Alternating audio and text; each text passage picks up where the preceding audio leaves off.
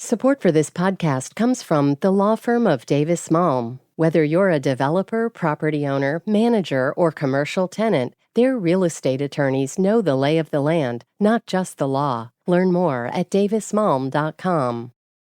WBUR Podcasts, Boston.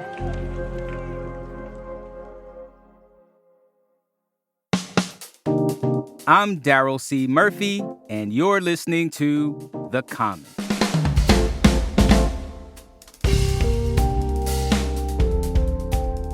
Boston Globe political reporter Samantha J. Welcome back to The Common. Thanks for having me. So we're going to jump right into it, Sam. Last week, it was a big week for Massachusetts' overwhelmed family shelter system. The House and Senate approved a bill that includes a supplemental budget that would move $251 million into that system. And it would also impose a 9-month limit on state family shelter stays. Now, this bill, it awaits Governor Maura Healey's signature to make it a law. So just start us off real quick, Sam, just to give us a quick update on where things are with the shelter system before we jump into this bill. Yeah, the shelter system in Massachusetts, it's unique.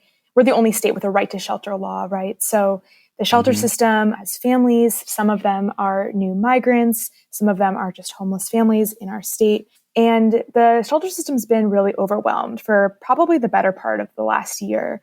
The governor had to impose a cap on how many families could be in the shelter system, which has resulted in overflow shelters having to open. And the shelter system is really expensive to operate. So it's become, a growing cost on the state.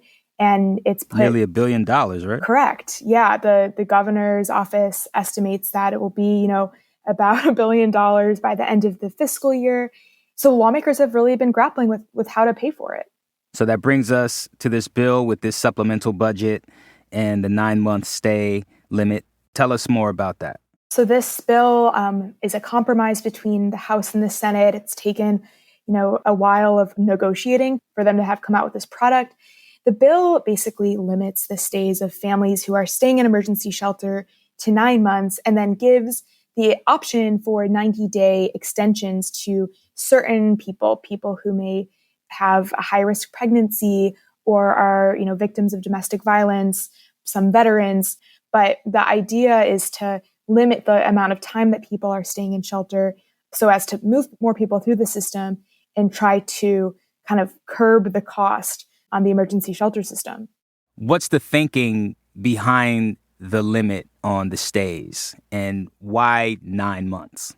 It's a great question. And it's one that I've asked leadership who kind of led the charge on the bill. It is a number that seems, at least, from my perspective, having talked to some of the lawmakers, pretty arbitrary and pretty just kind of a number that they felt was fair. I will say, I speak to a lot of advocates and people who work in the shelter system and families who have been living in the shelter system. And the average stay is closer to a year or longer. So 9 months is a bit shorter than the average person is staying. And so I think it will be an interesting test on, whether that was the right number once people start kind of facing those time limits. It is definitely something that advocates are really concerned about, maybe being a little bit too early to force people out of shelter. And then there's the money. Yes. The additional $251 million when the state has already spent nearly $1 billion on this issue. How has that money been spent so far? And will this new money be spent any differently? The money so far has gone toward, a variety of costs, but mainly to, these nonprofit providers that have contracts with the state to run the shelters. So they provide security and laundry and food and other kind of wraparound services to help people get connected with benefits like SNAP for food benefits or, help people get connected with healthcare. These nonprofits provide a lot of these services or work with other kind of caseworkers to help people get on their feet, basically. And that's really expensive. The costs go toward transportation. They help bus children to school.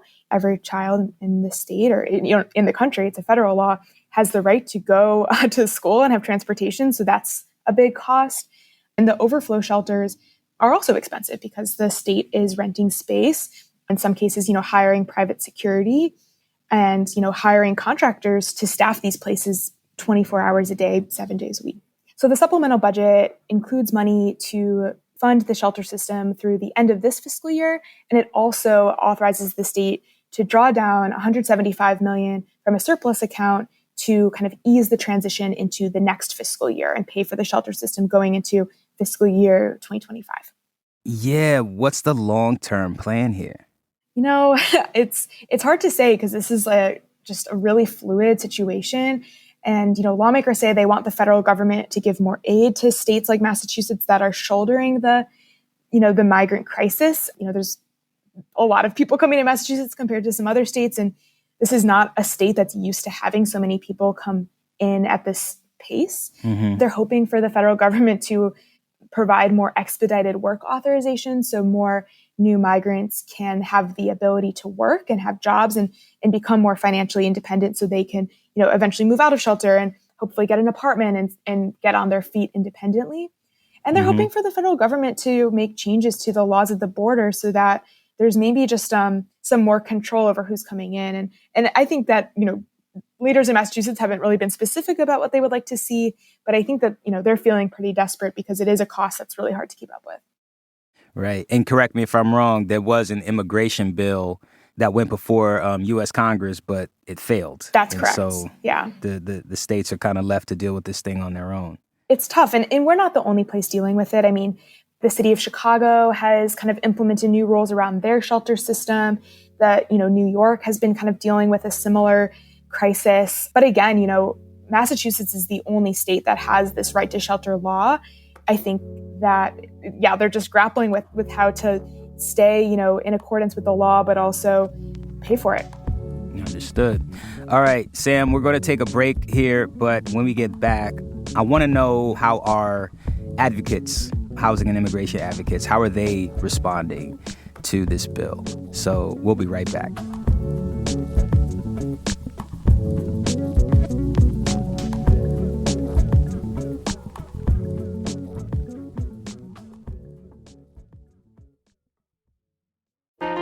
Politics has never been stranger or more online, which is why the politics team at Wired is making a new show, Wired Politics Lab. It's all about how to navigate the endless stream of news and information and what to look out for. Each week on the show, we'll dig into far-right platforms, AI chatbots, influencer campaigns, and so much more. Wired Politics Lab launches Thursday, April 11th. Follow the show wherever you get your podcasts.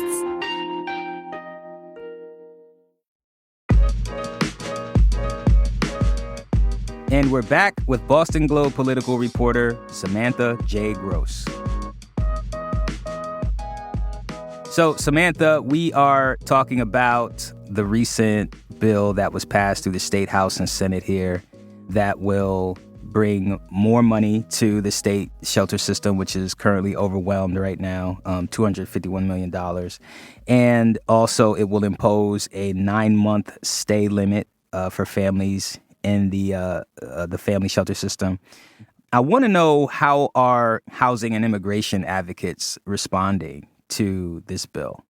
Yeah, I think, they have been watching this really closely. They've been here at the State House every day as this bill, was negotiated. And I think people are really anxious with the 9-month limit specifically. Mm-hmm. As we all know, in Massachusetts, we have a housing crisis. Yep.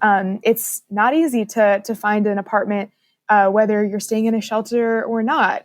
And again, the family shelter system is that it's for families. So this is for people who have children or who may be pregnant and probably need more space than a studio or a 1-bedroom, which, even in Massachusetts isn't always affordable. So I think there's a lot of concern about the kind of coinciding housing crisis and migrant crisis and how people are going to fare after 9 months. What kind of solutions and strategies do they offer as an alternative? Yeah, I think that they would hope for, they were hoping that the bill may include some more flexibility, and it does include some, availability for extensions for people who may need them. It's kind of a specific group. But advocates say that they wish that there was less bureaucracy. You shouldn't have to go through the administration and go through a long process to get an extension, they argue. And I think that they just wish that the stay limit was longer so that people can get on their feet. They also believe that having people leave shelter and then having to re-enter the system if they can't find a place to stay, if they end up on the streets, is actually going to cost the state more money in the long term because people will be re-entering the system from scratch. Mm-hmm. And that requires caseworkers to process a case and work with the same family again. And I think that there's a feeling that maybe this isn't really going to help the problem, but just kind of kick the can down the road, if you will. The state is basically renting space mm-hmm. for their overflow shelters, right? And they're dispersed throughout different communities in the state. What kind of reactions have you gotten from community members, a reaction to this bill here? The overflow shelters are definitely something that got really strong reactions to the communities. And it really varies, I think, from community to community. People who are dealing with families every day, people like school superintendents who are seeing an influx of children, come into their schools in different neighborhoods that have special needs. They are concerned about, these folks losing a place to sleep. There are places like La Colaborativa and Chelsea that serve people during the day who may be staying in an overflow shelter at night, yep. who are concerned yep. about, the types of services that people are getting and kind of what the long-term goal is. These overflow shelters, not all of them are, 24 hours. A lot of them close during the daytime. And the list for the wait list to get into the shelter system is more than 730 families long. And so it's a long process. And I think that people are concerned that the system is just going to continue to grow and that there needs to be some sort of longer term answer. Understood. What are you looking out for next? Definitely going to see, what the governor does with the bill. She has the ability to sign it, but also to veto parts of it. And I think that is something we'll be watching really closely because that ultimately will answer the big question mark of, what this is going to look like and what will happen when these limits go into place. Sam, thank you so much for coming through to The Common. We really appreciate it. Yeah, thanks for having me.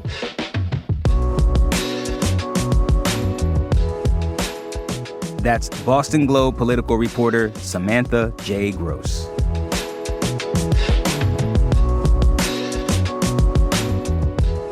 And that's our show for today. Thank you so much for listening to The Common.